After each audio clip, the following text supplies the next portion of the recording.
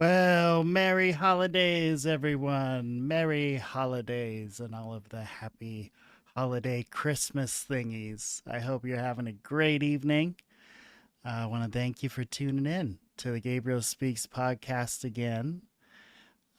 We are going to cover some interesting stuff tonight. And when I say interesting, what I mean is this is stuff that we've already done, right? We're going to talk about the UAP, the big three, I call them, the big three UAP hearings, right? So we had a big hearing in 23, 24, and 25. And we had some kind of additional hearings sort of related to that stuff. But I don't really count the Sean Kirkpatrick one because I'm not a Sean Kirkpatrick fan, and I think Arrow is essentially like a lot of the our very own representatives have said are essentially a psyop. So to believe anything they were saying under Kirkpatrick could really lead you down, the wrong path. Okay, so before we get going here, don't forget, like, subscribe, share the video, do all the things.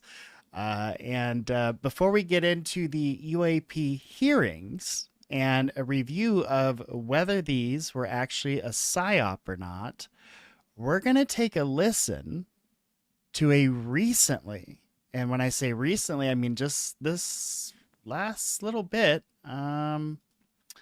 Let's see. Um, so this the audio is not recently released, but the Australian government just recently released. Boy, say that 5 times really fast. Just recently released some very interesting classified stuff regarding this case. Now, this is the case of Antonio Villas-Boas, which I'm sure I'm saying that wrong. In 1957, if you are a UFO enthusiast, researcher, and whatnot, you probably are somewhat familiar with the case. It's the case where the gentleman was basically abducted from, I think he was working in a field.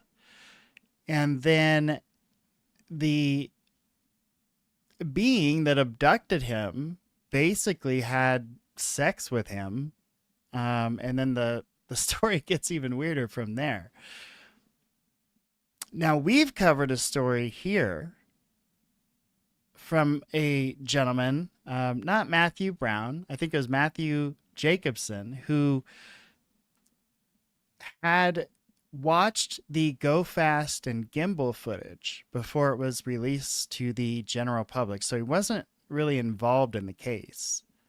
And he wasn't even on the ship, I don't believe. He wasn't, I don't think, on the Nimitz. But somehow a video of those encounters, because, when you're in the unit and it's the military, that's kind of how it works. Somebody gave him a sneak peek.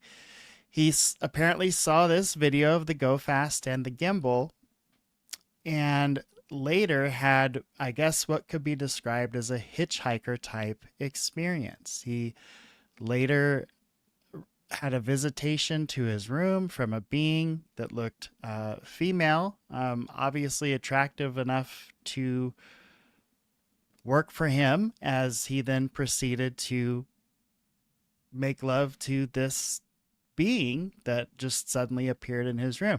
And this is just a tale, a hitchhiker effect from observing that video, being one of the first to, one of the early ones to really view that video. Now that's pretty intense, and it says a lot, both from a experiencer standpoint and also looking at it from a psychological standpoint, because I live in a world where all things are possible, right? So it could have been an alien visiting him just as much as it could have been a dream, just as much as it could have been PTSD. So there's a lot of possibilities uh, when you're talking about folks that have these incidences. At any rate, I think we're going to be hearing a lot about this case because of the recently declassified documents from the Australian government. And we're probably going to do an episode looking over some of those declassified documents that are pretty interesting. So before we get going on this UAP hearing, we're going to take a listen to this testimony from Dr. Olavo Fontes, who was actually there and treated Antonio Villas-Boas.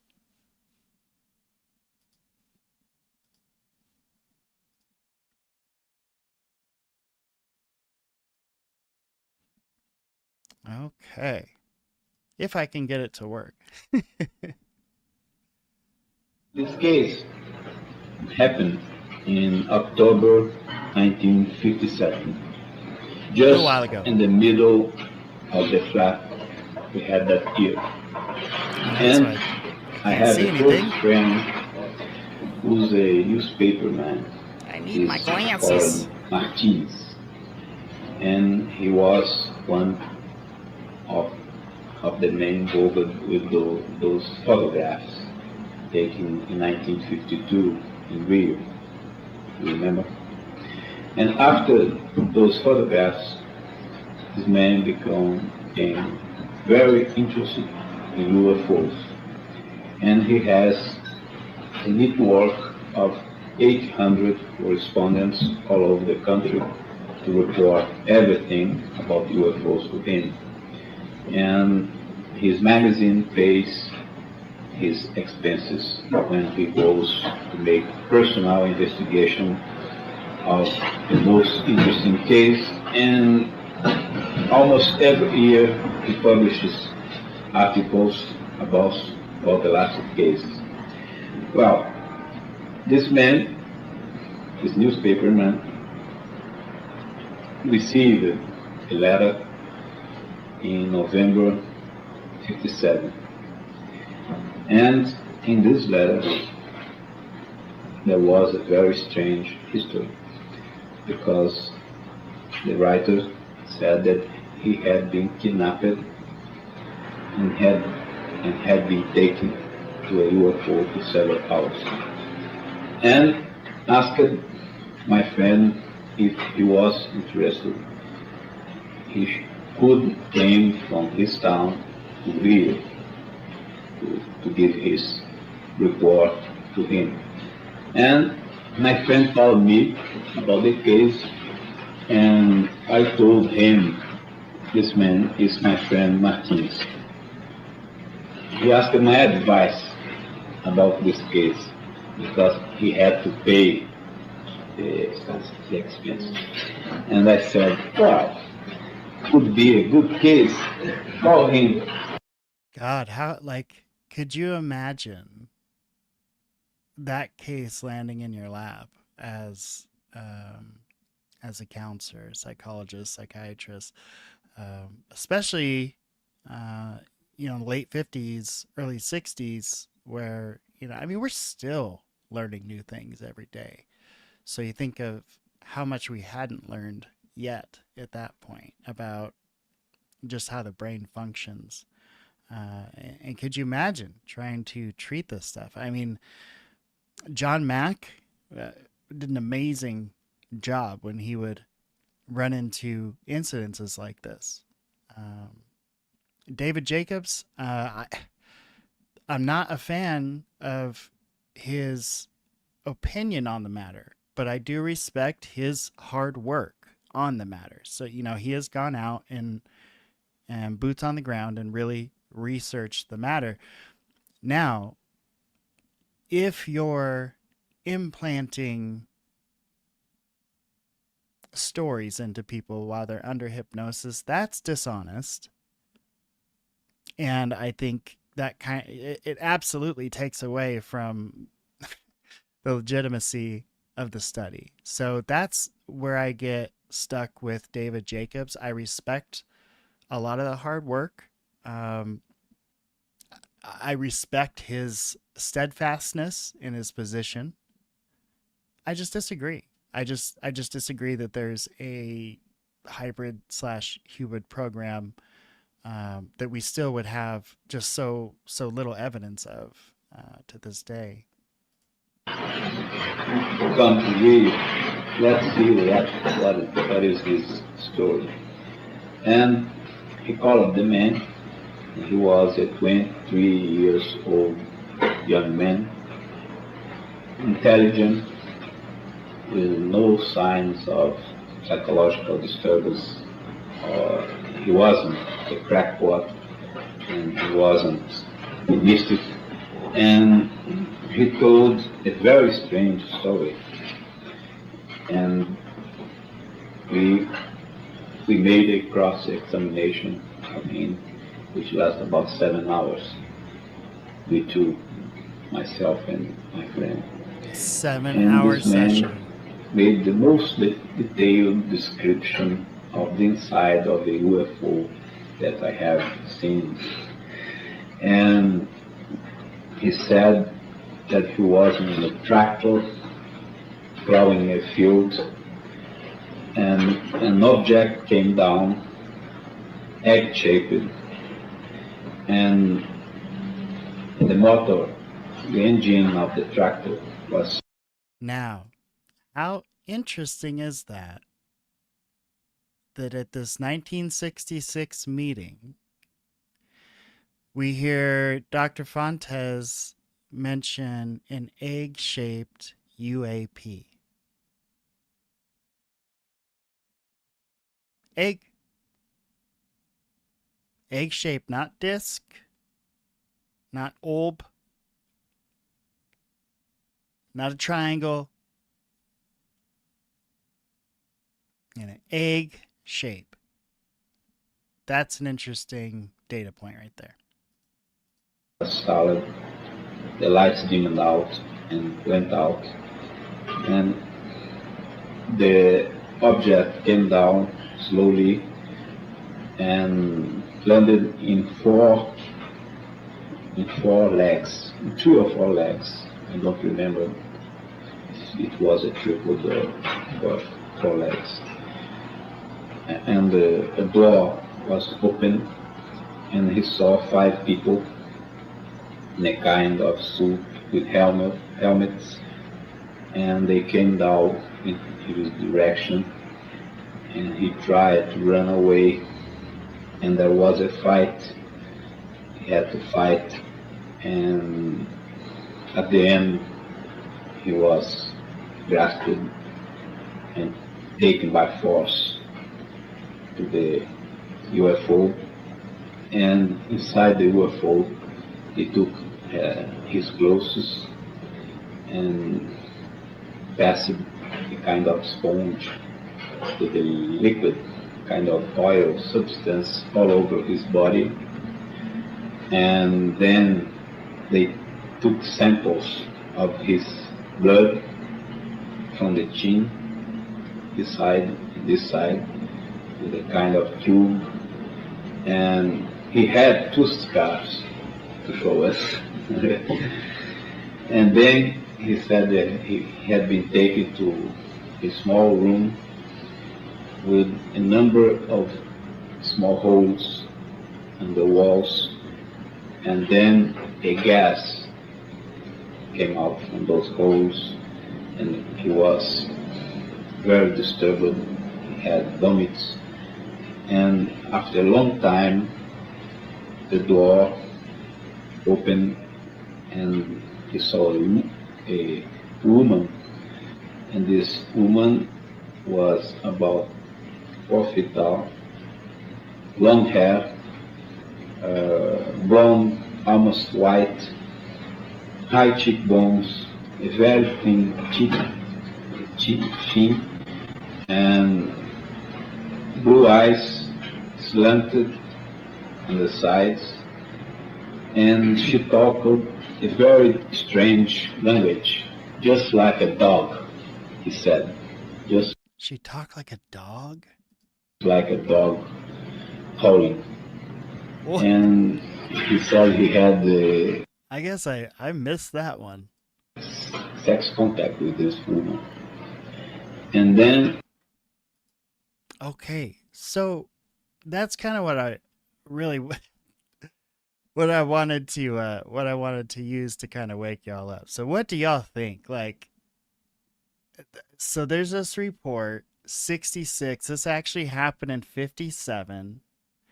Egg-shaped UAP comes down. There's a few people riding in the egg-shaped UAP. Female gets out, starts barking like a dog, makes love with dude. Sounds just ridiculous, right? Something somebody crazy from the 50s thought up. But then we just have this report about less than 10 years ago from the gentleman that observed the Go Fast, the gimbal video, and then had a hitchhiker effect in his room where he had a relationship with this female being that was just like appeared within his room. And then there's all the research David Jacobs had done about how it always looked like there was this, like, it seemed like there was this sperm extraction function that these aliens or whatever were doing. And I guess you can only assume that's going to be for like breeding or using the DNA and stuff. Pretty nuts. Now this is actually a declassified report that just came out that includes the good doctor we just listened to. So this wasn't like a couple of crackpots, right? These were folks that were in the highest levels of research for the government research. Now that doesn't mean you're a genius, right? Like we got people that are on that level in the US. I'm sure we can all think of at least a couple where we question how intelligent they actually are. Maybe they're super intelligent in one area, but not so much in like simple areas like common sense and stuff. It's really weird how that works. Uh, but you see, as you go through this report, this is very similar to reports, recently declassified reports that we've seen in the United States. It's pretty interesting stuff. So I will look up the actual link for where it was all dropped. I saw it and immediately just started downloading all of it because I was like, well, okay, it's here forever, but you never know. So before they totally take it offline, just download. I mean, I haven't had a chance to really go through any of it. I've been working really hard on this piece because I think it's important. We're in an important pivot point in history. And it's going to be interesting how this time will be remembered in the overall history of the UFO story in the United States. It almost feels like we're at this critical tipping point, whether it's manufactured or completely organic or somewhere kind of in the middle. But it seems like we're at this point where it's time to put up or shut up. I don't think it has to do with the documentary that recently came out. If anything, I think the documentary that recently came out opened people's eyes to some things, but probably not the things they were hoping people would open their eyes to. In other words, I think since the documentary, I think more people now than ever believe that there was absolutely, at some level, manipulation or psychological operations that were performed to protect classified information. We know governments, not just the United States, would spread rumors about alien craft, alien landings, alien crashes to cover for their own top secret weaponry. And like, that is a tactic that has been going on for, oh my God, like, you could probably say at this point that's been going on for generations. I mean, you had whatever was going on in Roswell and those weather balloons. So if that wasn't a real crash and that was a classified weather balloon, the first thing they said was UFO. So that's weird right there. So either that was the truth or that was their go-to to mislead the general public on what they were actually doing there, on their classified stuff. We know for a fact that this beast right here, the B-2, was tested and flown out of Area 52 multiple times. So there is a history of the government. Oh, excuse me. There is a history of the government using this story and this possibility to their advantage.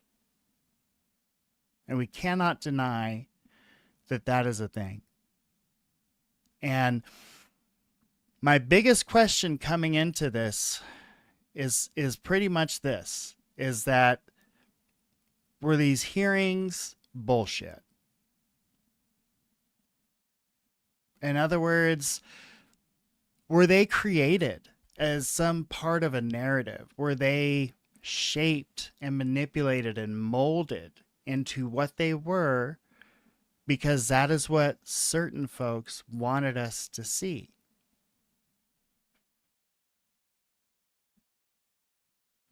Congress talks about it over and over again in these hearings, how they were misled, lied to, told to stay away from certain things, told not to ask certain questions. That's concerning. So what we're going to do, we're going to work through this backwards. Okay?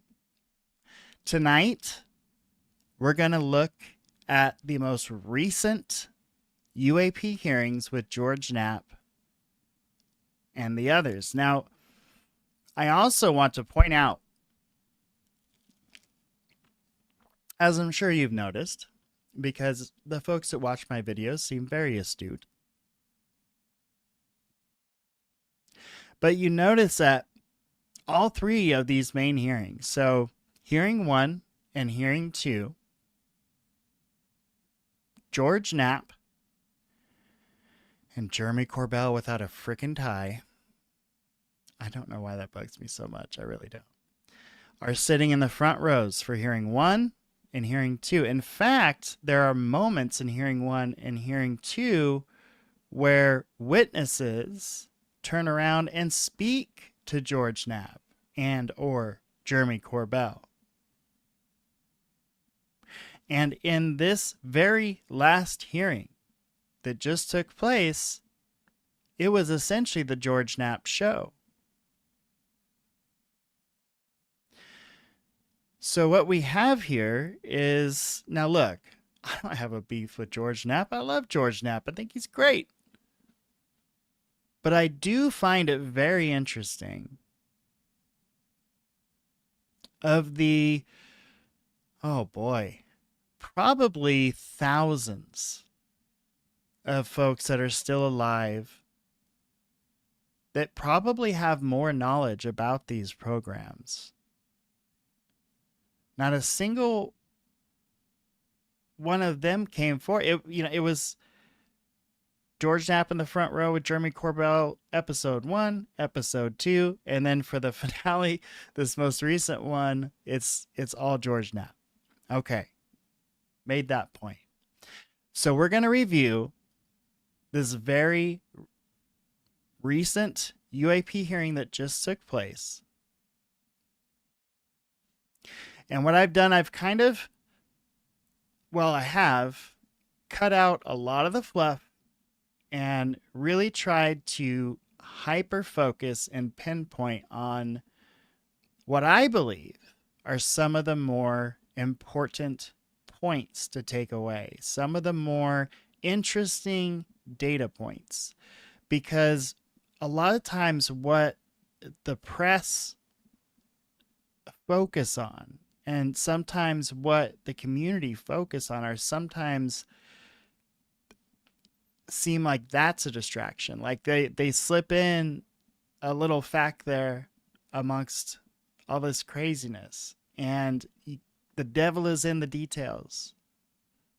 So when you have Jim Lakatsky doing an interview, you have to pay extra special attention to what it is he's exactly saying, what it is he's exactly committing to. And I will tell you that my interpretation of a lot of this is that some of these guys, like way up high, they have no clue. They really don't. They don't know what they're dealing with. They have theories, and they have probably things they can do to interact, maybe manipulate whatever this energy is, or power is, dimension is, whatever it is. I think we do have ways of interacting, but I think it's probably just beyond anything we can really comprehend. Okay, this is the 2025 UAP hearing, condensed for your viewing pleasure. We're going to check this out, and then we're going to talk about it.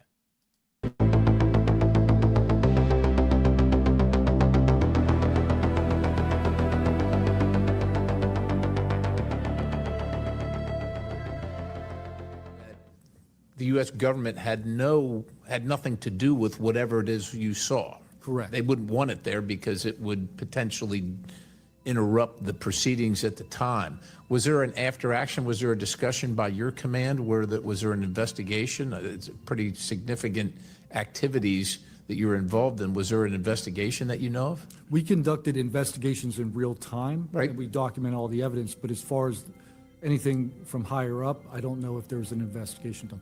No information came down on what we should Were do you to ever mitigate interviewed at someone else's request? about that incident? Yeah, about the incident. I don't believe so. So the historical record has laid out that there's a pattern, that our installations are visited by these craft.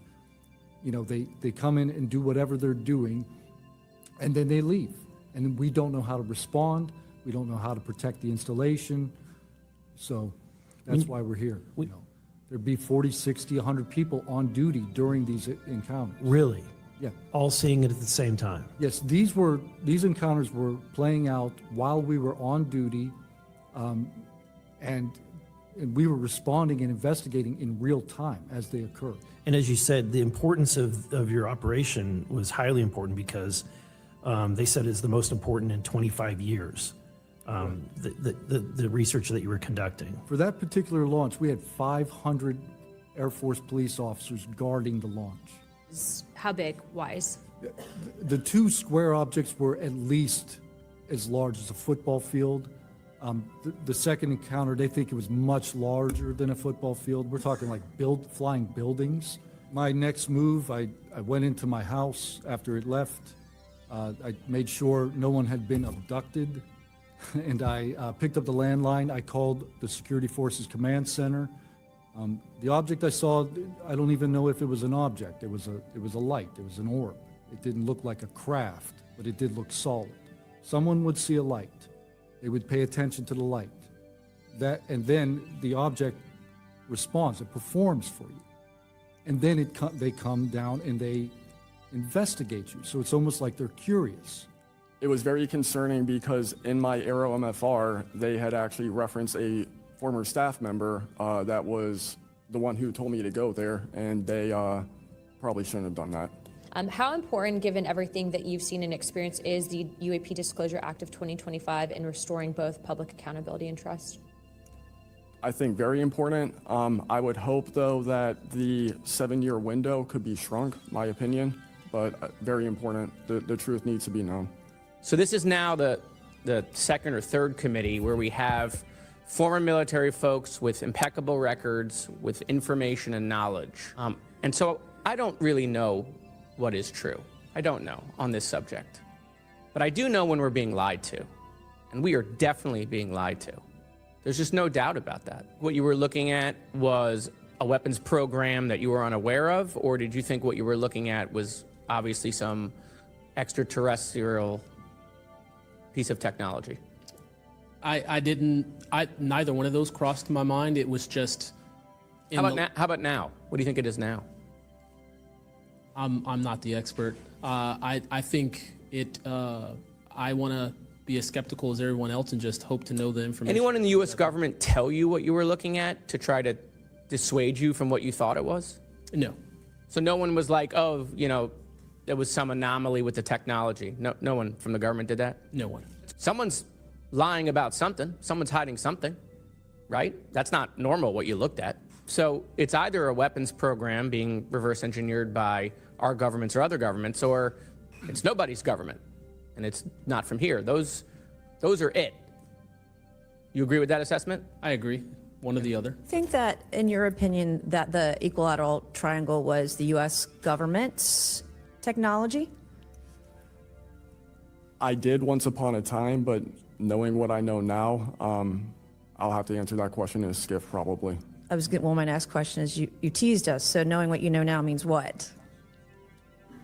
I know enough to know that if you want an answer to that question, go to Arrow.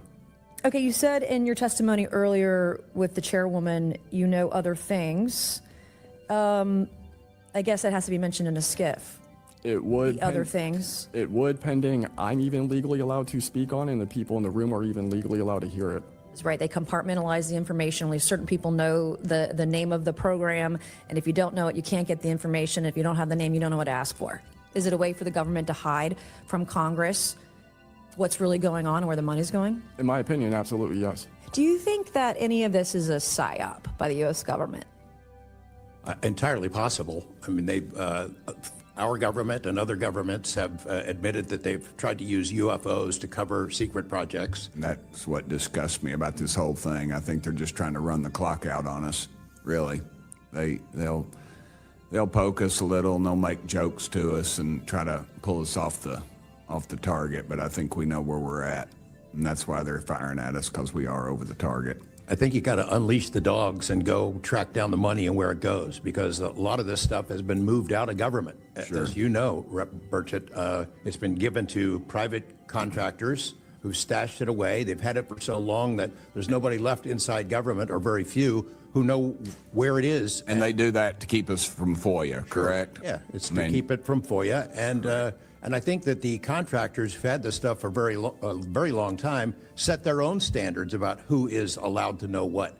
And it's a very small group that ever cracks that. I think Representative Luna has been looking at the use of classifications to hide things. I'm not sure that even this committee getting security clearances that should allow you to see this stuff would allow you to follow where it really goes. I don't think they've made much progress in learning that technology. Might have made some, but you wonder, the implication is tic-tac. Oh, yeah, that's ours. What flew over Washington, D.C. in '52, is that ours too? When are you going to break that out? You guys authorized tens of billions, hundreds of billions of dollars on weapon systems that can't do half of what we've seen UFOs do. So when do they break this out? If it's really a classified project, could change the world. I don't think they've made much progress, and I think they've been lying to us and to you and the rest of the world, and they're still doing it. I met with these officials who, during that time period, glasnost, perestroika, the Russians were trying to open up to the world, and I saw it as a window of opportunity, and it was. And we were able to talk these folks into providing us information that otherwise we would never have seen. Some of that was classified. I found out that they only stamped the top pages of these documents that were classified, so I just removed them. I removed those pages and I carried them out. And if they'd caught me, I'd be in a gulag still. The Russian physicist who had helped us introduced all these people wrote back and said there was a huge eruption, that there was the real right, far autocratic forces that wanted a return of the USSR had really go after these guys. They described them as traitors. Nikolai Kapranov, the physicist friend of mine, said, look, if this had happened 5 years earlier, we would be in prison. If it had happened 10 years earlier, we would have been shot. Right. Luckily, at that point, Putin was not in power, but none of those people that we talked to on that trip in 1993 would ever talk to me again. And I can tell you, you'll see those files that I shared with you, they did find stuff. There was an incident in October of 1982 over an ICBM base where UFOs popped up, was observed over this base where the missiles are pointed at us, United States.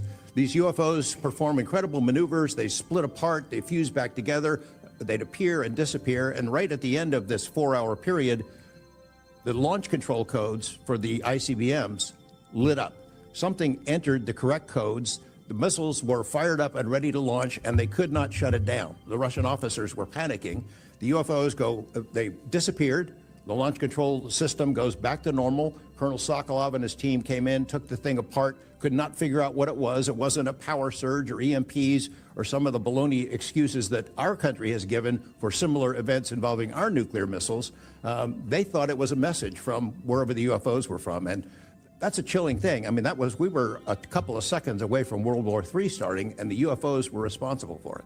Just last night, I tried to get an amendment onto the National Defense Authorization Act that fit in the germaneness of that bill to have UAP disclosure. And conveniently, it was named non-germane, mostly deemed by staff, not even an elected official. This is the kind of stuff that we repeatedly see. Last year, we were blocked by someone in House administration from being able to receive a full briefing from Arrow. So not an elected official, but someone in staff blocked us. And I've had it. Enough is enough. This was taken October 30th of 2024.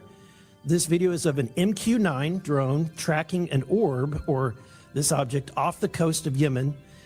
You'll see that another MQ-9 launched a Hellfire missile. That you cannot see that drone.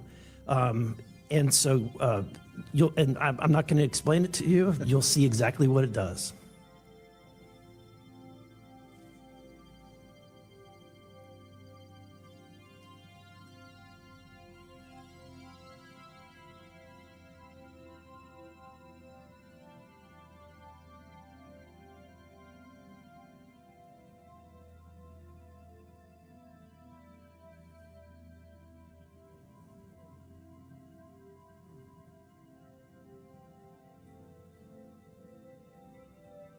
This is when it zoomed out, so you can still see it traveling.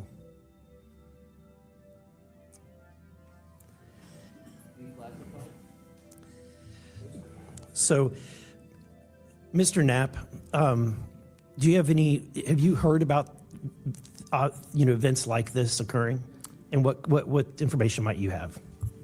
I have heard about events like this. I have heard about this event. Jeremy Corbell and I talked about it in one of our episodes a while back. Occasionally some of that stuff gets out in the wild and it comes our way. It should be going to you. The public should be seeing this stuff. And you had, you reported James Lakatsky came to you with government possession of NHI craft and how they ultimately gained entry. Can you testify to the veracity of that claim? Dr. Lakatsky is an honorable man who served most of his career with the DIA, a very trusted, high-level rocket scientist and intelligence analyst who inspired the OSAP program, as I said earlier. And in full disclosure, I've co-written 2 books with him. He dropped this on myself and our other co-author out of the blue. And test of various components of a UFO, UAP, paranormal research program. Right from the beginning, it included all aspects of both the UFOs and the paranormal in relationship to UFOs. That occurred in a congressional facility. You told us, because you were allowed to tell us, that our government has a UFO in its possession and has been able to access the inside of it, right? Yes, it makes the technology described in here look primitive. And it took 14 months for us to get Doppler approval for him to release 2 sentences on that. He said this craft, we had managed to get inside of it. It had no wings, no rotor, no tail. It had no fuel tanks. They didn't know how it flew or how it was operated. It clearly looked like it was aerodynamic, but he would not go further. He's a by-the-book guy, and until he gets clearance to say more about that, I don't think we're going to hear much more. But it's not ours. It wasn't ours. We didn't make it. We didn't know who made it and how it was built and how it operated. We've got at least one. One of the big questions, I think, for many of us is why do you believe that the federal government refuses to be transparent about this issue? I think there's probably multiple reasons. At the start, when these things first started invading our skies in large numbers, we were scared. It was right after World War II, and we didn't know what they were, and they didn't want to panic the public, and that was probably a good call. Over time, I think the lying sort of became institutionalized, you know? A letter I sent to the DOD regarding the case of Major David Charles Grush, a UAP whistleblower who's been extremely helpful to this committee. Unfortunately, due to his participation in the disclosure of UAP, he suffered reprisal like the removal of his clearance, denial of promotion, and loss of medical retirement. I wrote the DOD on July 24th, 2025 on behalf of Major Grush, and I'm still waiting for a reply. I appreciate any help the committee can offer to get a response. The keepers of the secrets, the private companies that have been doing this job for intelligence agencies for a long time, are not going to cough it up. You'd have to force it out of them. And whether you can get them to admit that they have it or not, I mean, they're supposed to lie about it. They've been lying about it. You know, I more power to you. I hope it works. I hope it passes this time. But it's a daunting challenge to get them to open up after lying about it for more than 75 years. I think about Arrow, the organization that this body created to deal with witnesses and whistleblowers. I hope I'm not taking too much of your time here, but they invited people to come forward, service members who saw things and had experiences. And I can tell you that the people that I have talked to who went through that are deeply disappointed. There was a guy named Bob Jacobs who was a lieutenant attached to Vandenberg in 1964. His unit would record missile tests. They recorded all of them. On one of these particular tests, a UFO comes out of nowhere, zaps what looks like a laser beam at what would have been a nuclear dummy, a nuclear weapon, and disabled it. And he is called into the commander's office. 2 guys in suits clip that film footage out that shows the UFO, and he's ordered to never talk about it. He comes forward to Arrow. He heeds the call, thinking he's doing his duty as an American to tell that story, and they completely dismissed him. They made up a story that they had tracked down the original footage, and there was nothing like that in it. Well, there was no original footage. It had been taken away the day the footage was recorded. He's deeply disappointed. People like Bob Salas, who had worked at a nuclear ICBM base, who saw UFOs flying over the base, and these missile silos were taken down. He went to Arrow, too, and was completely disregarded. It almost looks like Arrow operated as a counterintelligence operation to get people to come in, tell their stories, and then discredit all of them. Really dig deep into Arrow, and I would encourage us. Oh, I'd be happy to send maybe a subpoena to Mr. Kilpatrick. There you go. Manipulation of message, manipulation of narrative.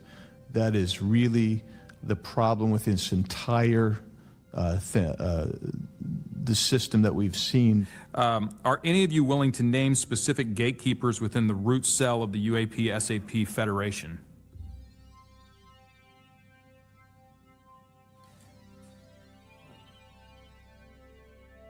You mean specific people and contractors that have dealt with us and kept the secret? Specific individuals. Well, one of them was named Dr. James Ryder at Lockheed. But, you know, again, to emphasize, I don't fault these contractors for doing what they were asked to do by our government. They're supposed to lie if people ask about it. And the intelligence agencies who gave this stuff to them, CIA, I think primarily, told them to keep it quiet. And they've done that. And I suspect that they'd like an off-ramp. that they'd like some help with figuring out this technology at some point. And this is, again, available to anyone, is there a security classification guide for UAP or NHI?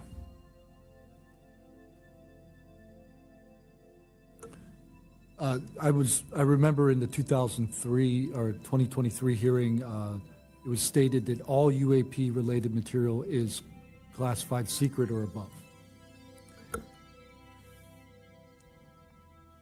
I have a name for you. Go ahead. Glenn Gaffney, CIA. Glenn Gaffney, CIA. You know, the question is, and I posed it in one of the previous hearings, is it ours, is it theirs, or is it otherworldly? There may not be a silver bullet at the moment, but when you look back through the hearing and the evidence that's been presented, if you're going to point the American people to one piece of evidence to start their journey on this topic, what would you suggest, sir? If just the average person here in America looked at absolutely everything that has come across television, the internet, etc., you can't tell yourself that 100% of what's being recorded is fake or false. You have to, at some point, understand that there's something else out there. And I think this latest video from Mr. Burleson is something that should get everyone pause. When you see the 3 orbs that drop, was that in a defensive posture, or was that in an offensive posture? And what capabilities did those orbs have that we, quite frankly, may not have? Mr. Knapp? As I mentioned at the beginning of my remarks, what hooked me on the story was the paper trail, these documents that shouldn't exist. We've been told for decades, over and over, there's nothing to it. It's not a threat. You can go about your business. And then when FOIA becomes the law of the land, thousands of pages to the contrary leak out. We don't know where they're from. I don't know anyone who knows the answer for sure. They call them aliens just as a placekeeper kind of a word, but no one in all these programs who've studied this stuff for years, people with much bigger brains than mine, knows the answer for sure. I just think that's we're scratching at something that we don't have any knowledge of, and that's why it's just taken so dadgum long. But they do know, first one that cracks that code, it's over. I mean, it's energy, it's power, it's everything. And I worry too that in the wrong hands that they do that, they keep it from the rest of us because they're so invested in whatever energy sources we have here that their billionaire buddies are going to profit, and they can't retool because they know once it's out on the internet, it's over.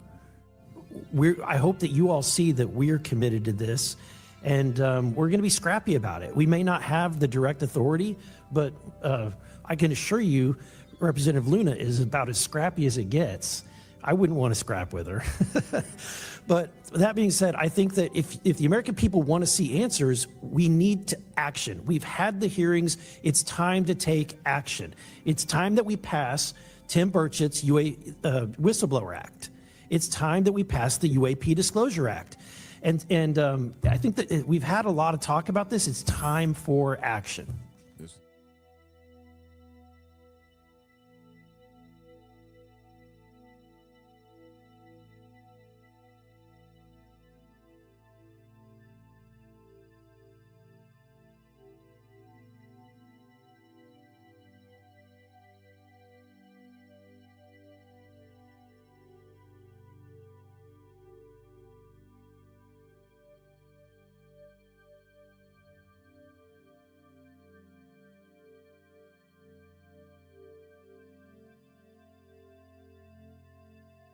So that was the most recent hearing.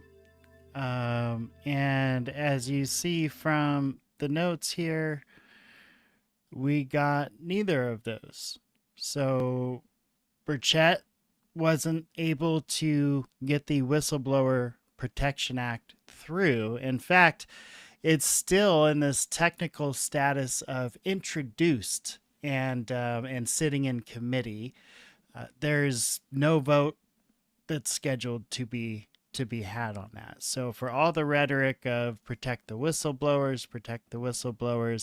they can't even get it advanced for a vote. I mean, it's getting ugly. On top of that, as I have mentioned multiple times on the show, you're probably sick of hearing it, they attached the UAP Disclosure Act to the National Defense Authorization Act. And then they completely gutted it the first go round. By the third go round, they just got rid of it, putting folks like Representative Burchett, Representative Luna, all of these congressmen from the UAP task force in a position where they have to vote for the NDAA to go through. You're not going to vote against the National Defense Authorization Act, because if you do that, you're going to have a bunch of pissed off constituents when you get home that think you don't care about the protection of this country. And are you going to risk pissing off all of your constituents over a national issue? In other words, you could lose your seat if you keep pursuing this and if you keep pushing too hard. So if this is some kind of a psychological operation that's completely controlled by the government or by some organization within the government, they have these senators by the balls. I mean, there's just no there's no debate there. And when we think about psyops, I did recently make this little video, and the idea behind the video is just some indicators. So if you're a fan of Chase Hughes, some of this will probably look familiar. Now, these are the identifiers. Okay, these are things you need to look for. It doesn't mean if you see one of these things in statements or conversations or meetings or whatever, it doesn't mean that's what's going on. It's just like anything else. These are little data points. So a couple of these, okay, if a couple of these make you feel that way and you interpret it that way, okay. If almost all of them are checked off, then you may have a problem. You may be recognizing that there's a psyop literally going on in your sphere, right? Like it's happening and you are identifying it. And that's a good thing. You can't stop it. Like we're not going to be in a position where we can stop this from happening. But we can identify it and we can learn how to react to it appropriately so we don't get swept up into it. Does it emotionally affect you? That is a huge one. Why are you so upset about something that really, when you think about it, at the end of the day, will have zero impact on your personal life? Why? It's a feeling, right? Hey, Vector Knowledge, how you doing, buddy? Nice to see you. Hope you're having a fantastic evening. We're just talking about some psyops, and were these UAP hearings maybe not actively a psyop, but were they turned into a psyop? So does it emotionally impact you? Do they hide details from the case? Like, why would you do that? Why would you not tell us the whole kit and caboodle, right? Does it benefit someone powerful? I mean, that's a big one, right? As we choose where to get our news from and what news to believe, who's the person behind that, right? Like who wants you to receive that message and wants you to feel that way, and how would they benefit from it? If the channel you're watching is a so-called news channel, and it's constant fear, fear, fear, fear, and then it cuts to commercial, and it's there's a drug for this, there's a drug for that, there's a drug for this. That's benefiting someone, right? If there's a challenging question, is that silenced? Are you made to feel like some kind of nosy asshole because you have a legitimate question about an issue? That's weird. Does the message seem to repeat everywhere all at once? Oh, 100% that happens. We have seen that happen. And then if it's challenged, do any of the facts change? Because facts are not supposed to change, right? Like facts are supposed to be facts. Again, you tie this in with the previous list, okay? So if you're seeing these things, react before you think, emotional hijacked, everyone suddenly using the same phrase, anonymous accounts repeating the same story, manufactured urgency, shrinking acceptable opinions. That's a big one, right? Like, how come we used to be able to talk about this and now the conversation has changed to that? You literally see this happening in this field. So you add those with these. If you've got a lot of check marks, don't panic. Just be proud of yourself. Pat yourself on the back, because you're halfway there. You've identified what it is, and maybe we don't know what it is they're trying to do, but we can certainly do things to try to protect ourselves. And it doesn't take a lot. It's a very short list. Slow down. All right, that's the first thing. Slow down. There's not a rush. Check the source. Do you trust the source? Is it a good source? Is it credible? Are there facts that back the opinion? Again, look for incentives. Who's going to benefit from this? You want to compare different viewpoints. That's why a lot of times if I'm covering the news, you'll notice like at one point Fox News will be on, at another point CNN will be on, at another point MSNBC. My favorite is C-SPAN. They seem to be the most objective. But I mean, you're going to get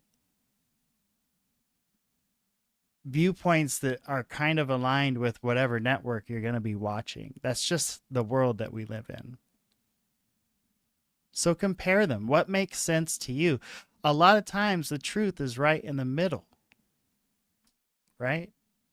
It's not always black and white. A lot of times it's in the gray area.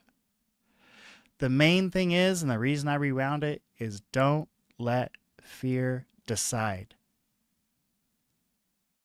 If you're afraid, if there's fear, that needs to be addressed. What are you afraid of? And why is this fear there? Is it legitimate? And if so, that's a whole nother can of worms. So slow down. Your mind is your firewall. And then simply verify what you amplify. Right? If you believe something very strongly, you're posting about it, you're trying to convince other people there's something to it, do your homework. Make sure you're sure. Because if you're not sure, look, we all make mistakes. That's one thing. And we have to be pliable, right? Like we have to be able to adapt and adjust and accept different viewpoints. You can't be so emotionally evolved that you're not willing to change your viewpoint, even if the fact is smacking you, right in the face.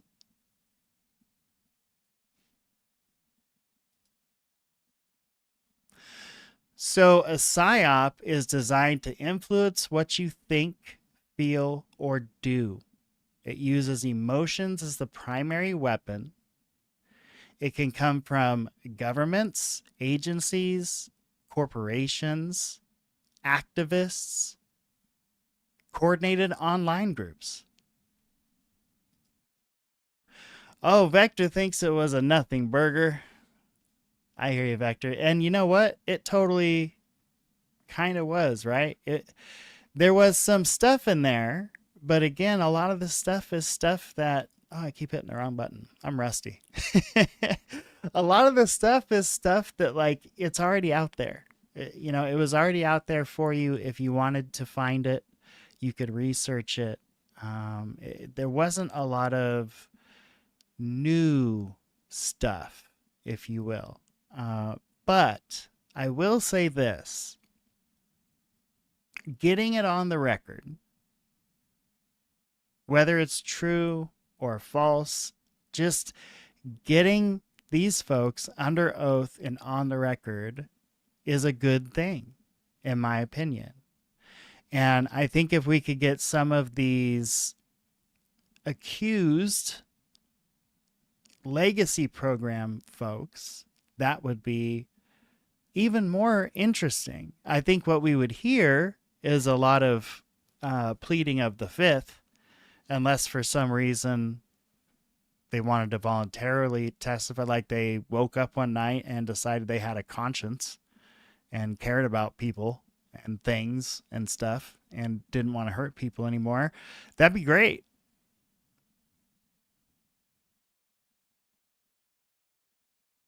If you don't understand why the legacy program bothers me so much, it's simply that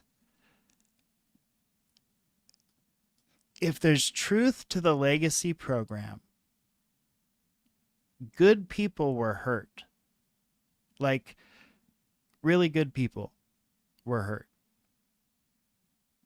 And what we do know, just as a fact, is that emotionally, professionally, people were absolutely hurt just by our own intelligence agency. We know this. I get confused when we put some of these intelligence agencies on these pedestals. Like, what are you talking about? They're the greatest. Well, look, I think the CIA is probably the greatest in the world at what they do, probably. But they shouldn't be doing it to us. Like, we were supposed to be off limits. The CIA isn't even supposed to be able to operate in the United States. But guess what? They do. They do. Clear as day. They barely try to hide it. And PSYOPs to the CIA is a second language. We know that. If you've hung out with me, watched my channel, watched any of my videos, we know that. We know what that group of folks is capable of. So yeah, I get upset when I think about legacy programs and people that were hurt, lied to, manipulated, lives that were ruined. It really upsets me because what they were doing, I could understand if at first it was like, hey, let's not freak people out until we get our arms around this, until we have our bearings and we have some understanding of what it is we're dealing with so we don't freak everybody out. I 100% understand and probably would agree with that statement at the time. Like if I was one of the decision makers back then, I probably would have said the same thing. Let's just see what we can figure out first. Like if we know absolutely nothing,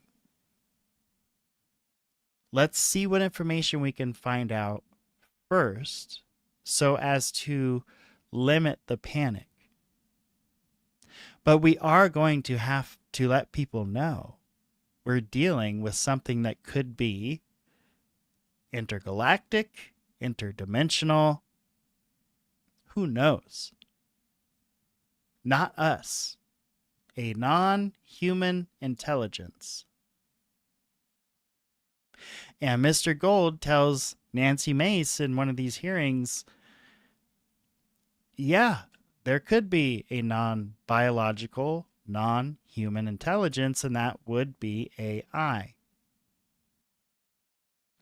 And they refer to the Immaculate Constellation leak, thanks to Matthew Brown, who I still regard as somewhat of a hero for doing what he did. I know people don't agree with me. I know people I even have on this show don't agree with me, but that's okay. It's okay to have a disagreement. I believe what Matthew Brown did was heroic. I think he saw something important. He wanted to let the world know, in particular our country know, that there's this whole nother realm out there and that we are being sheltered from it.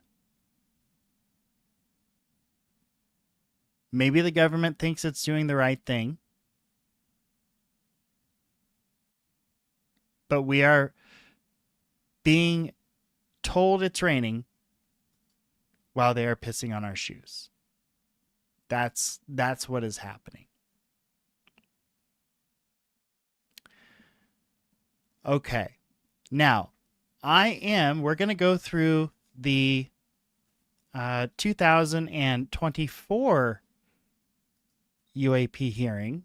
The 2024 UAP hearing had Michael Schallenberger, Mr. Gold, Mr. Elizondo, Tim Gallaudet. I think this was one of the interesting ones because we got Luis Elizondo on the record, probably not being 100% honest. What you get a lot out of this second hearing, at least what I got, I'm not going to tell you what you get, you decide for yourself. The vibe I got from this second hearing was be afraid. We don't know what this is. They can access anywhere they want to go. In the very recent UAP hearing, we just heard George Knapp tell us that what these UFOs did in Russia was essentially impossible.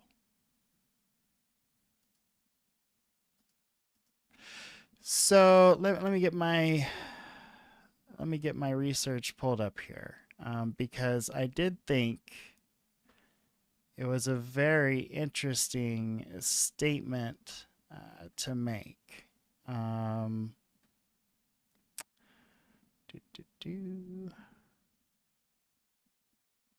apologies, y'all. Okay, here we go.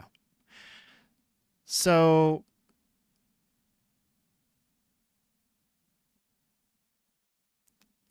Soviet ICBMs in the 1970s were not digital in the modern sense. They did not run operating systems. They did not accept alphanumeric passwords. They had no external network or connectivity.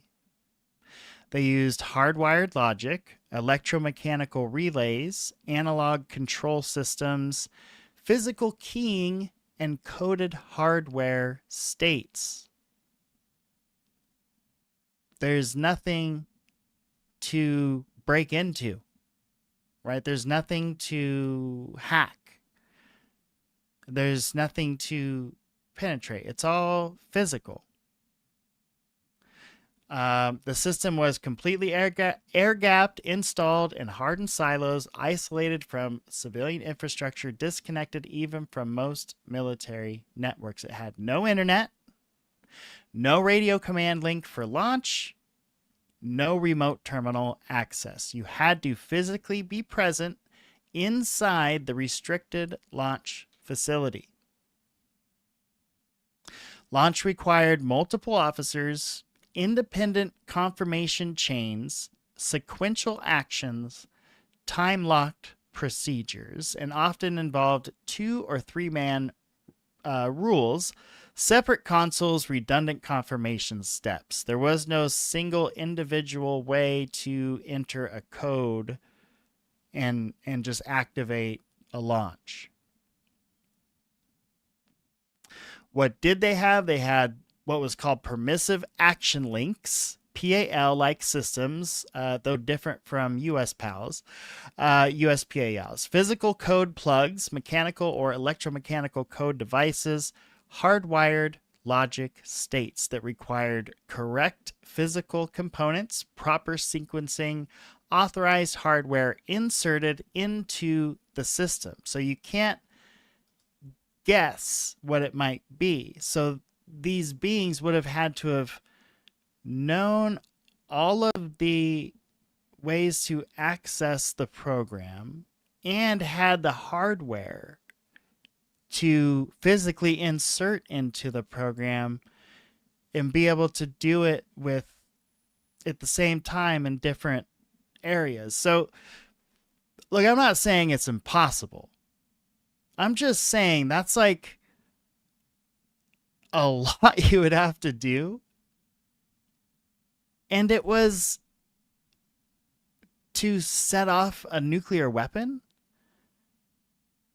to scare the shit out of us. So I just don't understand the motivation or the relationship there. And I also don't understand why people think that these things one day will save us, like stop us from destroying each other. It's very confusing. All right. I'm sorry. I'm kind of jumping all over the place because look at me. I'm emotionally invested, right? So how do you avoid falling into a psyop? We covered this. You pause when something triggers strong emotion. So you've got fear, anger, or urgency, things, those types of feelings. You read something, you hear something, you watch something, you feel that. Take a pause. We're going to check our other viewpoints. We're going to see who benefits from the actions. And we're going to restrain from breaking news, right? Before we gather the facts. Because that's how misinformation gets spread. It gets spread because of speed. People want to be the first person to deliver that message, to break that story, to break that news. And of course, you're going to want to do that, especially if you're in the journalism field.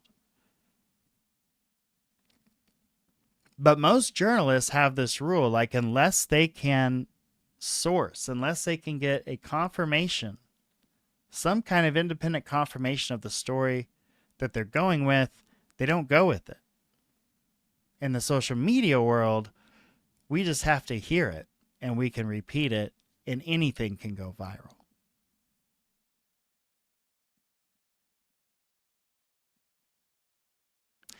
If you're having a conversation and you're told, no, there's only one acceptable way that this went down and it's XYZ. That's a problem. You're probably smack dab in the middle of a psyop. Goalposts shift because new facts get brought up. Oh my God, tell me you haven't seen that 101 million times. Thank you, sir. Absolutely. The aliens haven't prevented various genocides, including ones happening right now. It doesn't take a nuclear weapon to kill a lot of people. Ask Japan. Our regular bombs probably did just as much, if not more, damage than the nuclear bombs did to Japan. I mean, just thousands of tons of explosive dropped on that city. Multiple cities on that country, I'm sorry. No alien. Mm-mm.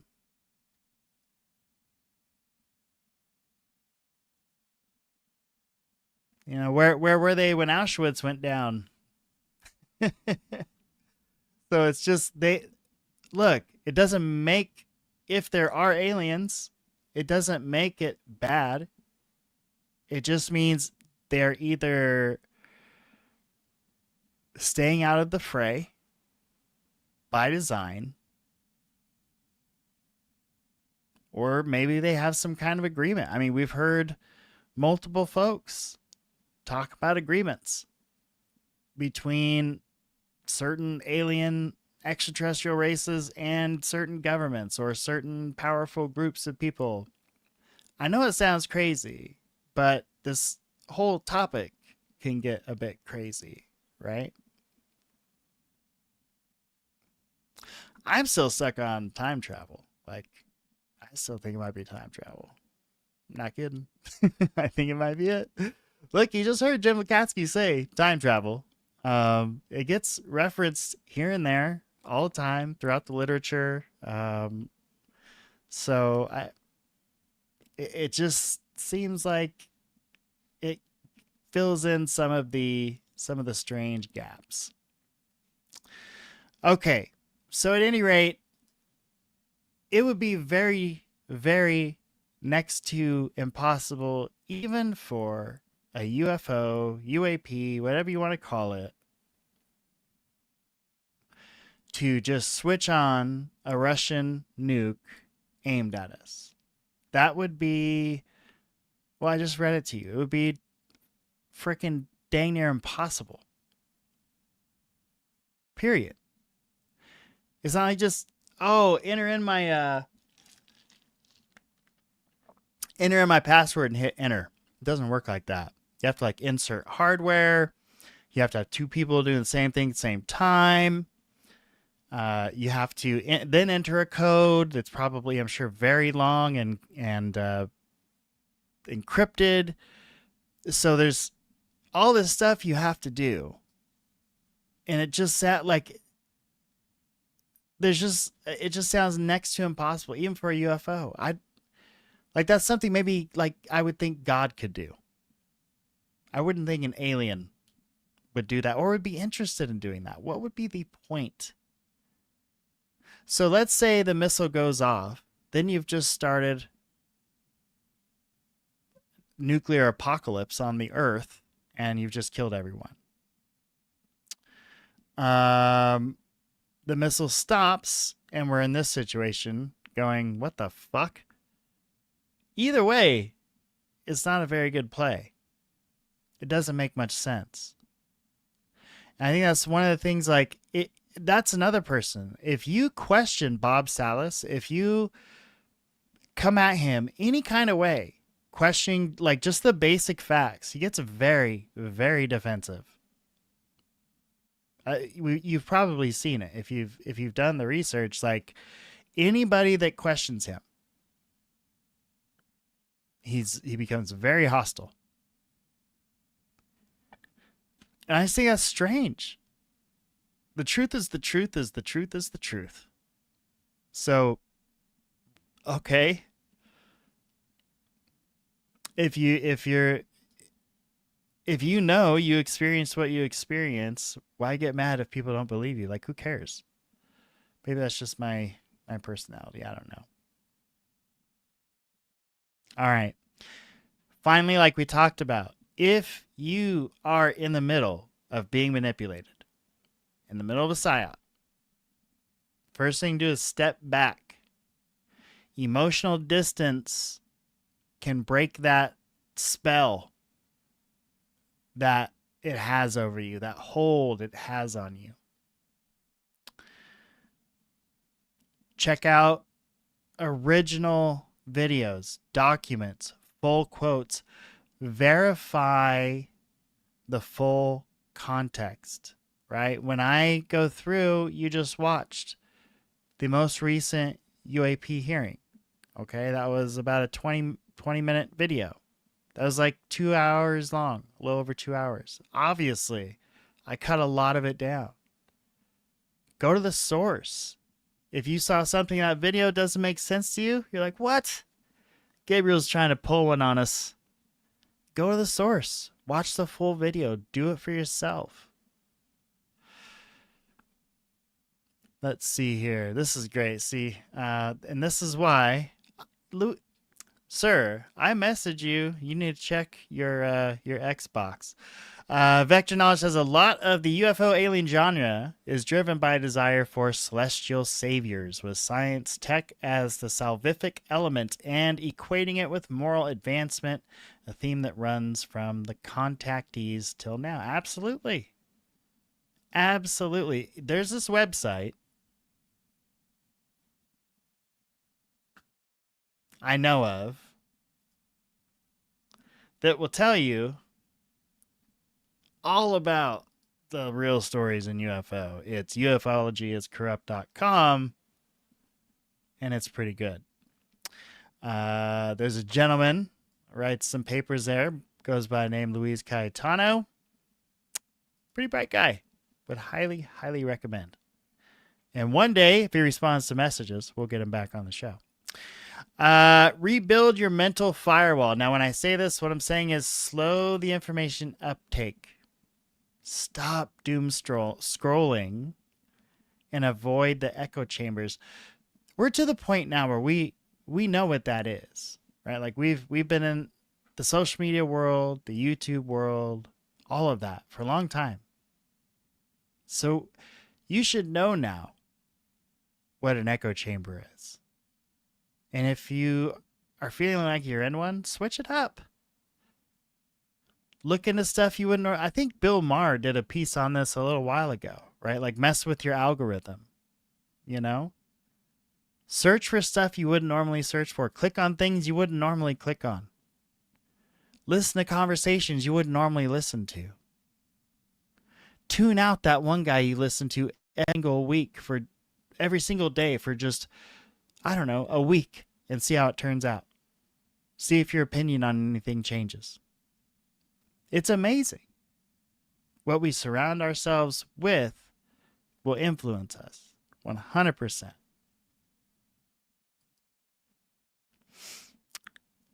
Yeah, that's the thing about Bob Salas, right? Is he like, I have seen him literally like lose his shit because somebody asked him just a straight up honest question. He thinks he owns the issue, but has contradicted himself. Oh yeah, absolutely. Absolutely.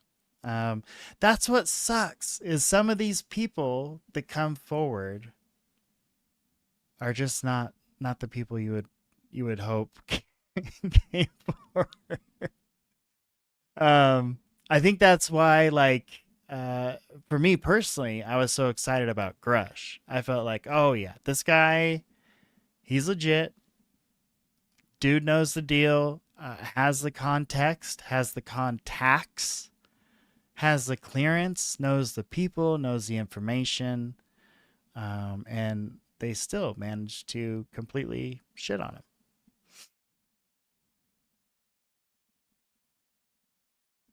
Oh, yeah, okay. I got you, Vector. No worries, buddy.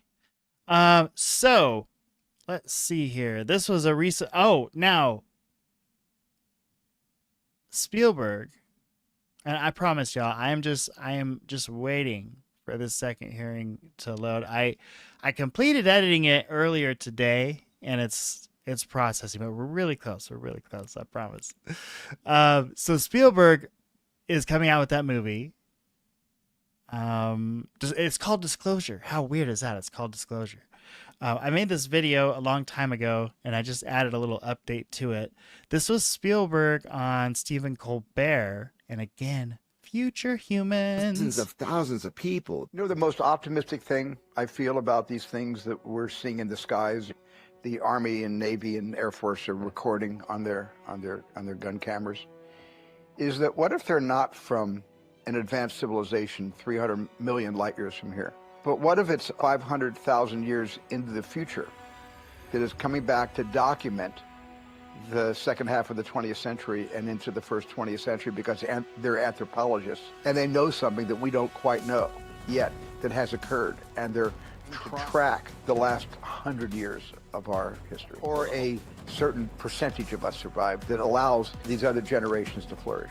I believe that if any extraterrestrial civilization has journeyed all the way here, it's because of curiosity and science, and it's not about aggression.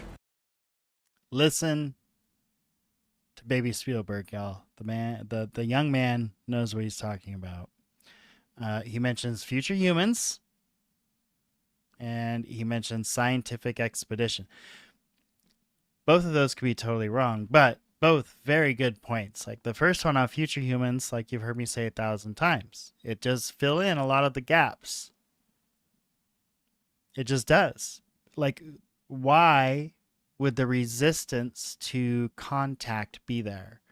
Why travel 1 billion light years to come here and make zero contact? Like, not officially.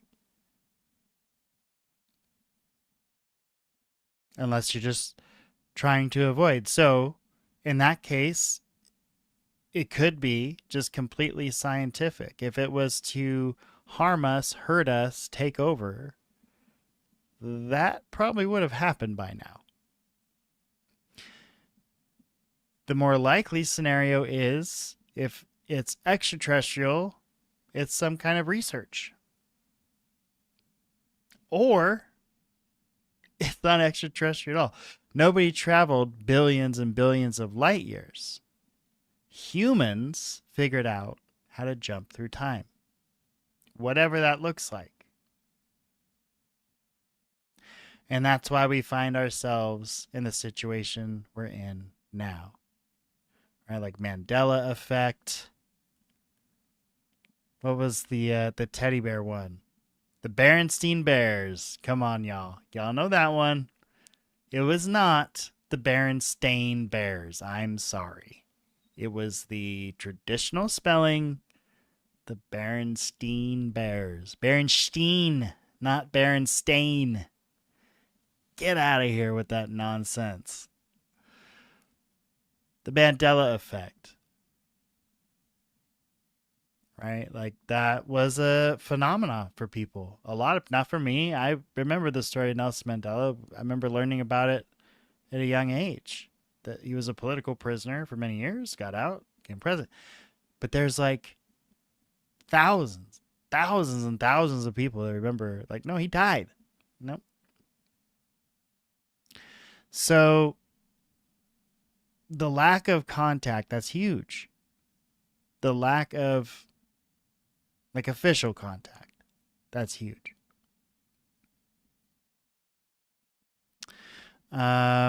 Let's see, what do we got here from Vector? So Spielberg was told by Valet that there was more interesting options in the ET hypothesis during the production of Close Encounters of the Third Kind, but Spielberg knew that aliens were the thing known to U.S. audiences. Yeah, absolutely. Like, that's what's gonna play well here, right? Because if you make it some kind of a god, that's gonna split us. We're gonna start arguing about it. You make it some kind of demon, that's gonna split. You make it a UFO, it's just this weird thing from who knows where. It's like, so who can get angry at that?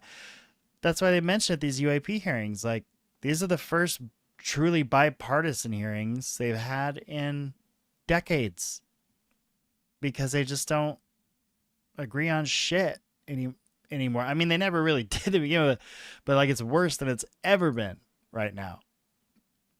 So this is one thing both sides want to know, like, what the hell is going on? What are these things in our skies?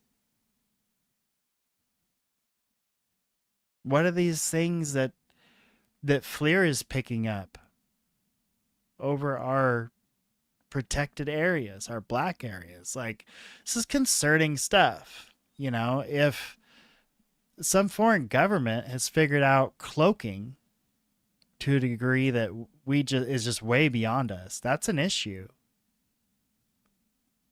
You know, if it's China or Russia or some other country that is just overwhelming our military bases, that's more concerning. So it's either testing defenses, gathering information, or both.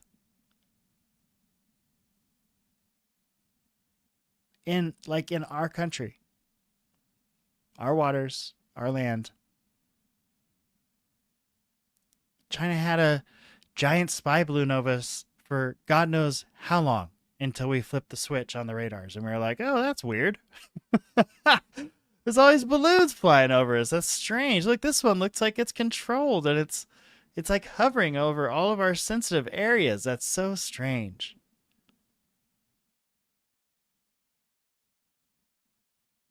So it's very, very believable that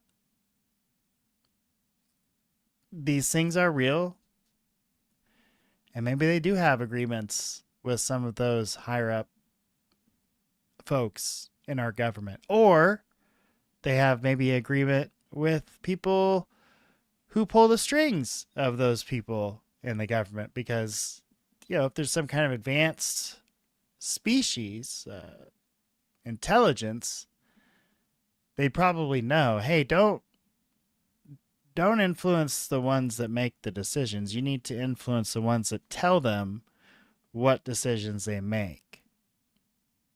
Those are the people you need to communicate with.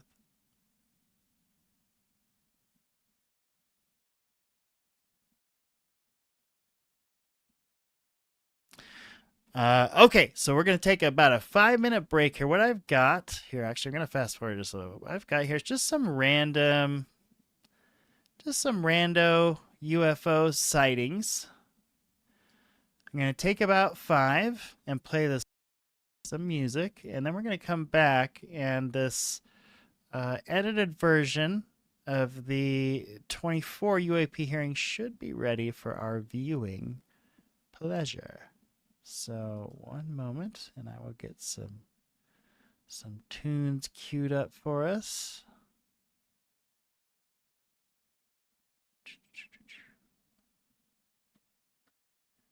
Get this guy up here.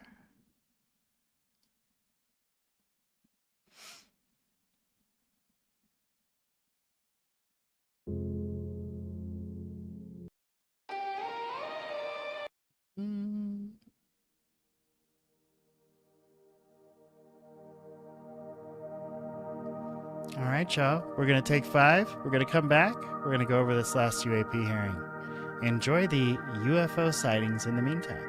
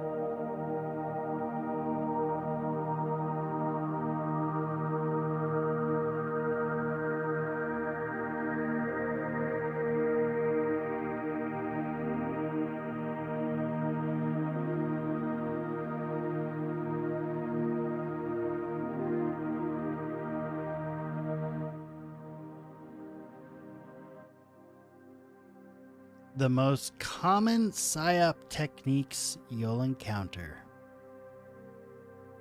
Emotional provocation,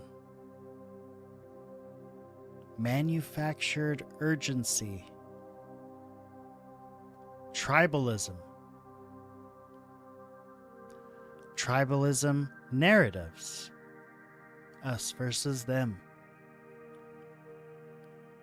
shaming or isolating dissent. If you question it, you're the enemy. Conspiracy and anti-conspiracy messaging deployed simultaneously. Flooding the zone with repeated talking points. Or even artificial consensus created by bots and influencers. Remember, PSYOPs fail when you slow down, you check the content, you check the context, you refuse emotional manipulation, and you maintain independent thinking. A calm mind is your strongest defense. No one is going to do it for you. It's got to be you.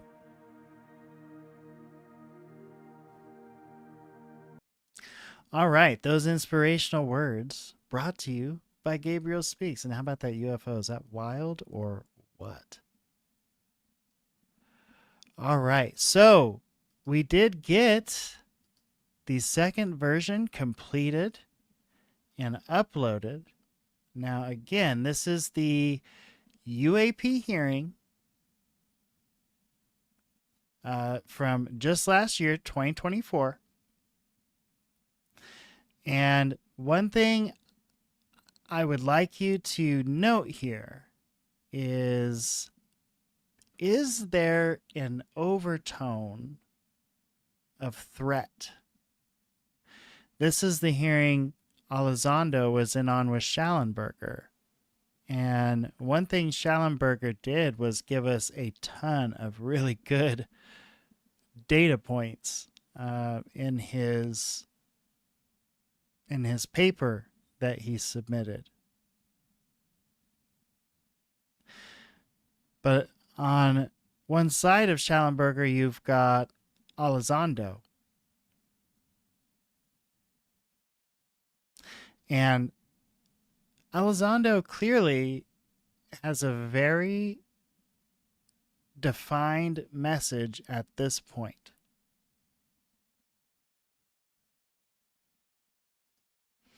All right, so let's take a listen. Let's take a watch. This is the 2024 UAP hearing.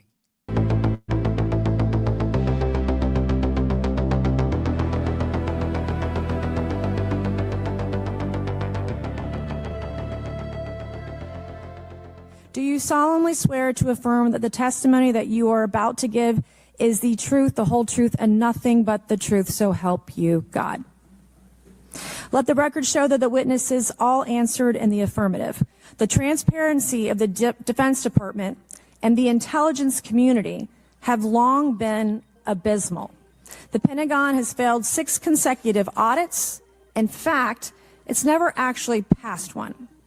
Adding to this is a runaway overclassification of documents and materials, a reluctance to declassify materials when appropriate, and at times an outright refusal to share critical information with Congress. Last year's hearing was a great example of open dialogue about UAPs, and we must remain committed to sharing information with the American people. When the American people and members of Congress ask, are reports of UAPs credible, we're met with stonewalling. We're met with responses of, I can't tell you.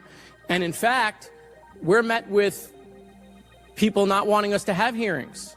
We're met with people not wanting us to ask you questions. In fact, many of us we're told not to ask some of you certain questions on certain topics. We know there are advanced technology programs.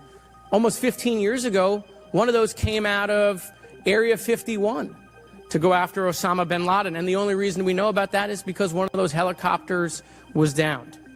As we get into a new administration, the president-elect has talked about opportunities to declassify information on UAPs, and I hope he lives up to that promise. And I would now, committee staff asked me to go ahead and I will do it, to enter into the congressional record this 12-page document that Michael Schellenberger brought today that describes the Immaculate Constellation government program. So we will do that now. Every member up here has a copy of it. The first section talks about the unacknowledged special access program called Immaculate Constellation, and the second section about USG imagery intelligence. And Representative Luna just told me if I say Immaculate Constellation, I'll be on some list, maybe a FISA warrant. So come at me, bro, I guess. But without objection, entered in the record. Confirmation that UAPs are real came to me in January of 2015 when I was serving as the commander of the Navy Meteorology and Oceanography Command. At the time, my personnel were participating in a pre-deployment naval exercise off the U.S. East Coast. During this exercise, I received an email on the Navy's secure network from the operations officer of U.S. Fleet Forces Command. The email was addressed to all the subordinate commanders, and the subject line read in all capital letters, "Urgent Safety of Flight Issue." The text of the email was brief but alarming, with words to the effect, "If any of you know what these are, tell me ASAP. We are having multiple near mid-air collisions, and if we do not resolve this soon, we are going to have to shut down the exercise." Attached to the email is what is now known as the Go Fast video, captured on the forward-looking infrared sensor of one of the Navy F-A-18 aircraft participating in the exercise. The now declassified video showed an unidentified object exhibiting flight and structural characteristics unlike anything in our arsenal. The implication of the email was clear. The author was asking whether any of the recipients were aware of classified technology demonstrations that could explain these objects. Because the DoD policy is to rigorously deconflict such demonstrations with live exercises, I was confident this was not the case. The very next day, that email disappeared from my account and those of the other recipients without explanation. This lack of follow-up was very concerning to me. As the Navy's chief meteorologist at the time, I was responsible for reducing safety of flight risks. Yet it appeared to me that no one at the flag officer level was addressing the safety risk posed by UAPs. I concluded that the UAP information must have been classified within a special access program managed by an intelligence agency. That is a compartmented program that even senior officials, including myself, were not read into. Last year's UAP hearing before this oversight committee confirmed that UAP-related information is being withheld from senior officials and members of Congress.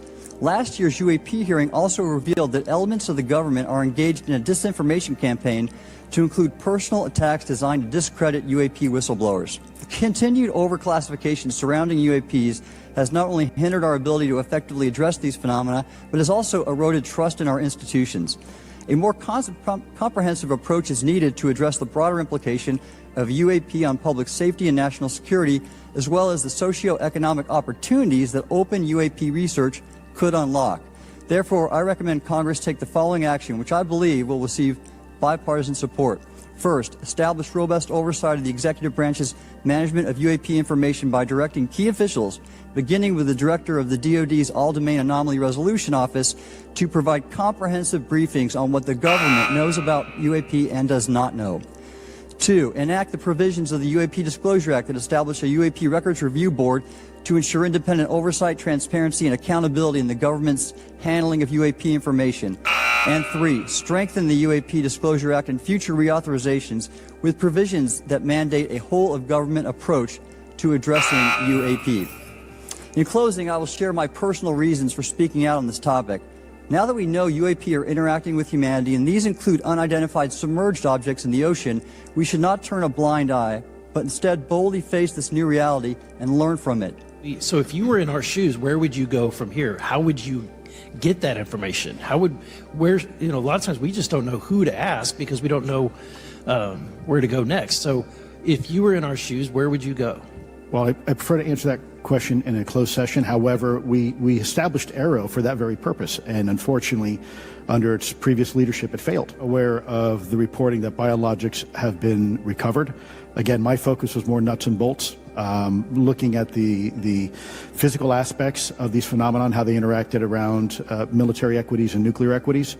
So I'm certainly not a medical expert. I would not be able to probably provide you a whole lot of value in that simply because I don't have the expertise. But was anything described as that we have possession of bodies? Yes. Yes. We have is it multiple types of creatures or? Sir, I couldn't answer that. I can tell you anecdotally that it was discussed quite a bit when I was at the Pentagon. The problem is the supposed collection of these biological samples occurred before my time, in fact, before I was even born. And was this part of the Lockheed Martin discussion, or was this the biologics is a completely separate? Separate yet related. Okay. Has there been any, to your knowledge, any communication with a non-human life form? So the term communication is a bit of a trick word because there's verbal communication like we're having now. The problem is you also have nonverbal communication. And so I would say definitively yes, but from a nonverbal meaning, when a Russian reconnaissance aircraft comes into U.S. airspace, we scramble 2 F-22s, and we are certainly communicating intent and capability. Certainly there seems to be some indication that they're being provocative, meaning that they're, in some cases, literally splitting aircraft formations right down the middle.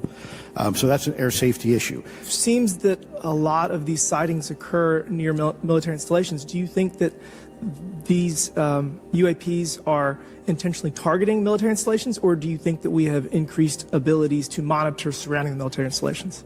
Even if there was a 2% chance that there was some sort of hostile intent here, that's 2% higher than we really can accept. And so we must figure out, there's a calculus, capabilities versus intent, in order to identify if something is a national security threat.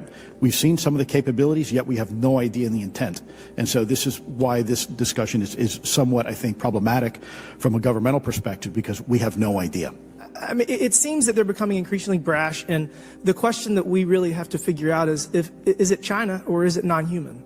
And I think that's the biggest question the American people want to know. If it's China, it's scary because they have a lot of technology that we cannot explain. And if it's non-human, that's scary because we don't know the intent.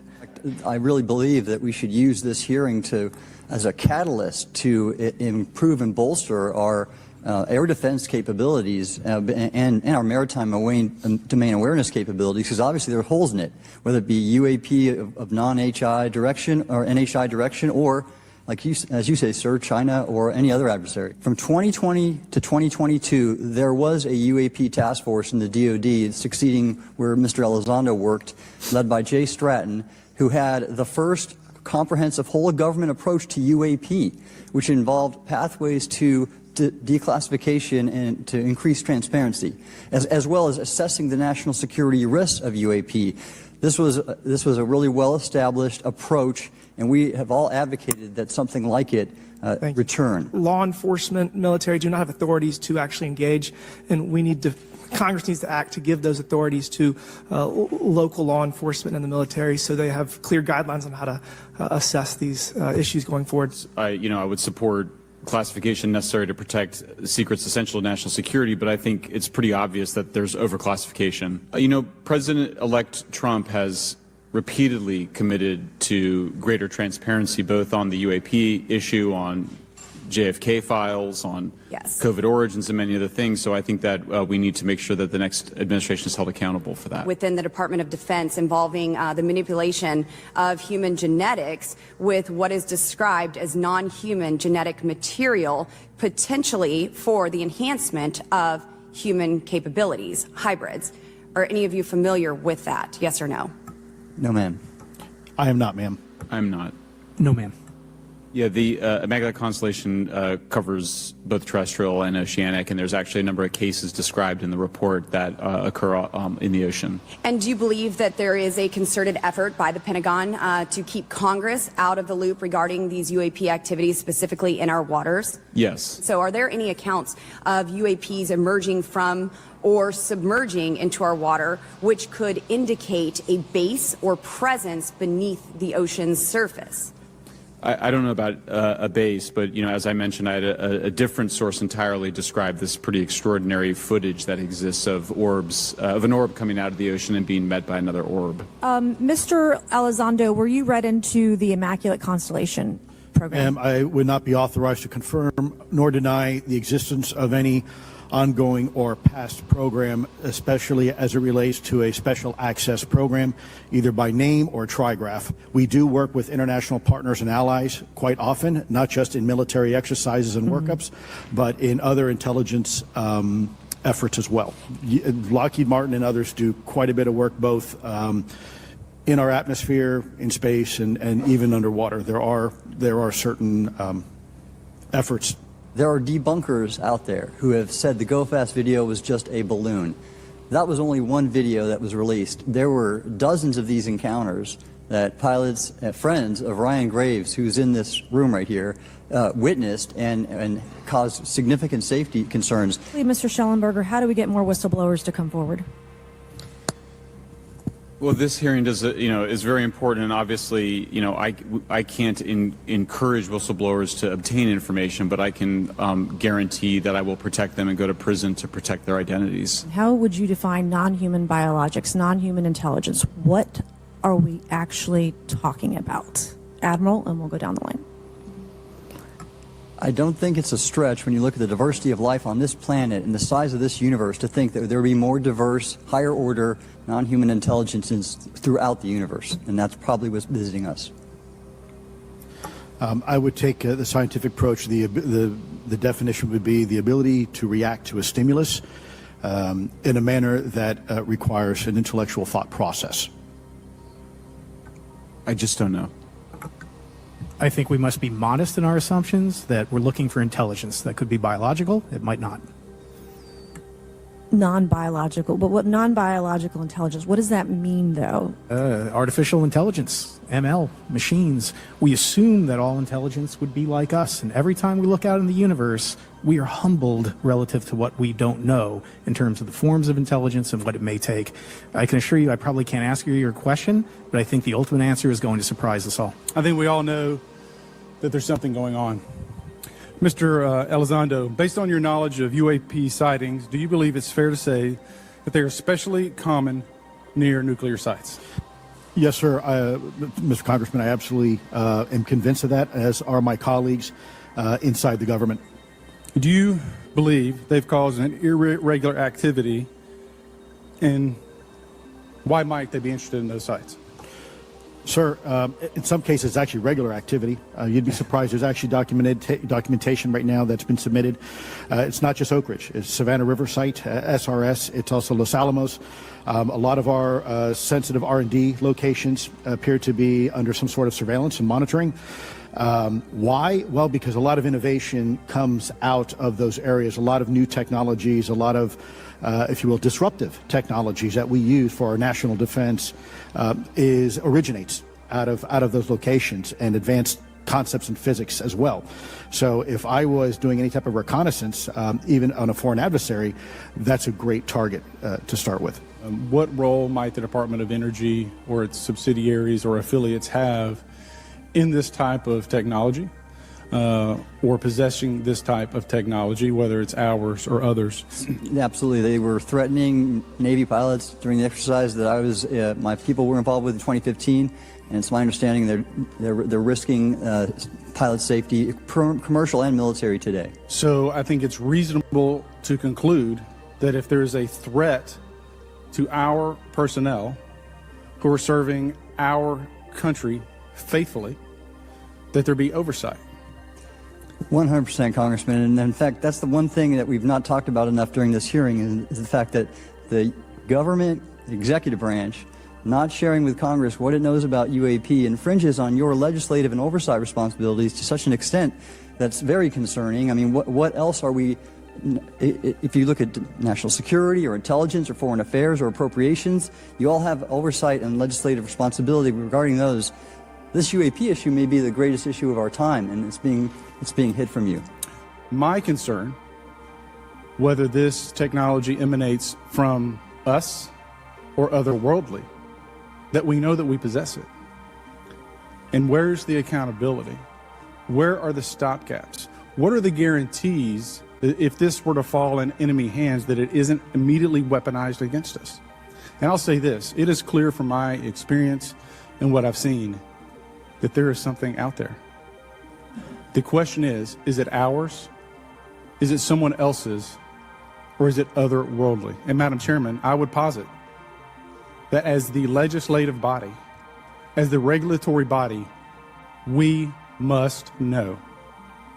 And anyone who prevents us from gaining access to that information, I would consider that criminality. Because we have U.S. personnel who may very well be in harm's way. We have technology that ultimately may threaten our very existence. Wow, that's a pretty heavy statement, pretty heavy claim. The reality is the UAPDA failed, and we have no oversight. So we now have the same oversight on UFOs as we had in 2017 when the New York Times article with Leslie Kean that really sparked just a ton of interest in this subject came out.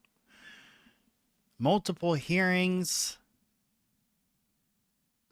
thousands of declassified papers, probably hundreds of declassified videos and photos at this point. But we couldn't get 8 civilians with clearance to provide some kind of oversight that can demand the data that we will need to uncover what we're dealing with. So right now, this government of the people, by the people, and for the people is not working for the people. And we're not even sure if it's of the people. A lot of them say the right things, but then when it comes time to vote, it's quite the opposite.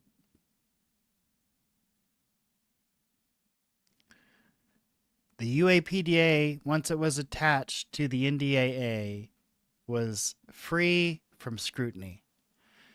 And there never was a clean version of the UAPDA that went through.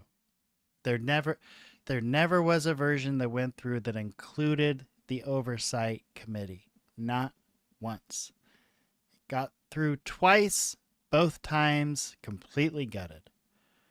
First time, totally gutted. Second time, gutted even more. Third time, this most recent time, the 2025 NDAA, completely slashed. We lost. Why do you think Colonel Nell was on a video on their National Disclosure Day at the New Paradigm Institute saying disclosure's dead? Because he felt defeated after all of the effort and messaging he put out there.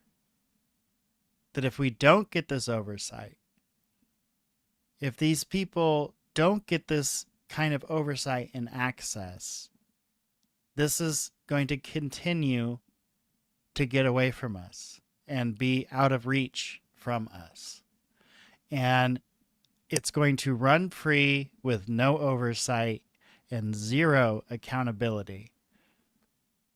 Look, y'all, there's already enough bad things that happen with accountability. Now imagine having access to whatever technology is there and having no oversight. It's dangerous.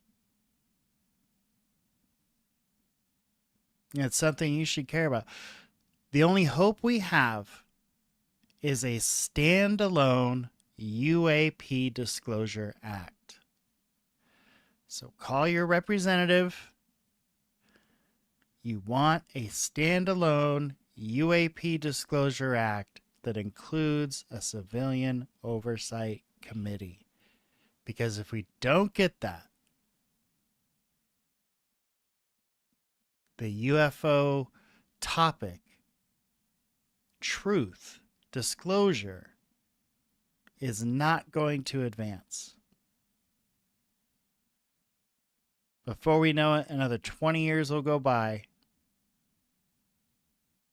Maybe some new technology catches another crazy looking thing. And we'll have to go through all this silliness again because we couldn't get it right this time.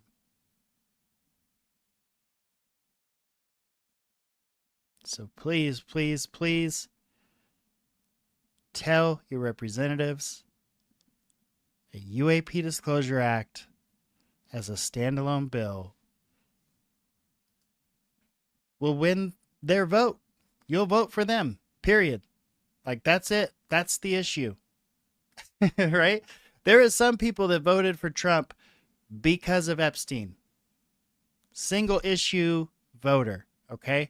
And I will tell you, I will be a single issue voter for whoever gets behind this UAPDA. Let's see, what's Louise got to say here? How do we know that this UAP accountability push isn't ultimately a Russia or Chinese psyop to penetrate American SAPs?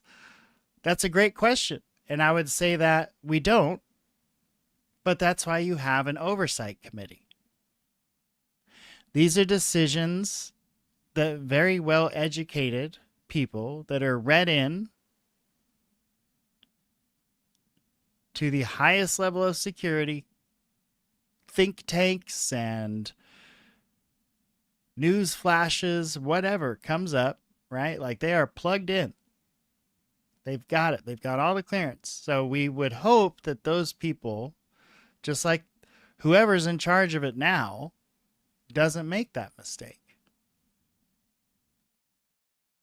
Thing is, like, if China or Russia really wants to penetrate America's special access programs, there's a million ways they could do it. You know? Oh, I agree. It is. Of course you're right. Single issue voting is terrible for this country. And people that voted for Trump over Epstein, and then not only didn't he not move the needle on that, but called it a Democratic hoax. Wasn't that amazing? You know, you have to give props where props is due, right? Like, he took that whole thing and managed to spin it into somehow a Democratic hoax. And it was like, no, wait, what? We just wanted to know who the bad you-know-whats are. I don't want to get canceled on YouTube, so I'm not going to say it. But, ay, what a world we live in. All right. This has been a great one. I wanted to tell you all, the very first UAP hearing only had 3 witnesses. It had David Grush, Ryan Graves, and David Fravor. But it was also probably some of the most compelling testimony. We did hear from George Knapp and James Lukatsky, even though they put it in a book. It's different when you hear it under oath that the U.S. government found a UFO, cracked one open, and accessed the inside of it. There was no means of propulsion, no wings, no nothing. But somehow this thing was moving, flying around. What that means, don't know. But those are the facts they were willing to release. That's incredible. And we got that under oath from Dr. Jim Lukatsky. So that's important. And they are working on getting even more information out. So I'm happy for that. Like, the more we can get out, the better. Hopefully it's not all bullshit. But if it's official, it's official. That's the thing. Like, You can call the Dirds crazy. You can call the whole Bass research project crazy. But Dr. Lukaski said it the best, I think, is that, look, this is what the CIA, the Air Force wanted. This is by request. They wanted studies on this.